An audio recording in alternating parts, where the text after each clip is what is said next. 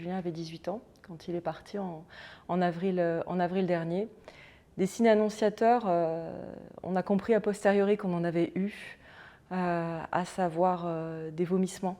Et donc pendant des mois et des mois, il a un peu traîné ce type de symptômes sans qu'on fasse mécaniquement un lien avec l'épilepsie. Et un jour de novembre 2022, il était apprenti en cuisine et son patron m'appelle en me disant « Votre fils a convulsé ».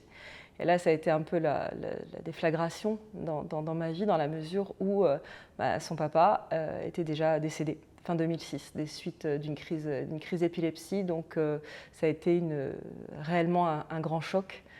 Parce que rétrospectivement et avec le temps, on a compris que ces vomissements auraient dû nous inciter peut-être à aller faire un électroencéphalogramme, en tout cas pouvoir dépister, peut-être de manière un peu plus précoce pour éviter à ce qu'il en arrive à faire des crises généralisées avec des convulsions. Alors il a été conduit aux urgences, mais ce qu'on nous a dit à l'époque, au mois de novembre, c'est que ça pouvait être une crise parfaitement isolée, que ça n'était pas forcément appelé à se reproduire. Donc on a eu finalement, la crise suivante a eu lieu au mois de décembre, donc quelques semaines après. Donc là, on a commencé réellement, à m'inquiéter beaucoup. Et le premier rendez-vous avec un neurologue a eu lieu quelques mois plus tard. On n'a pas réussi à avoir de rendez-vous rapidement. Donc quelques mois plus tard, et c'est là où le diagnostic de l'épilepsie a été posé grâce à un électroencéphalogramme.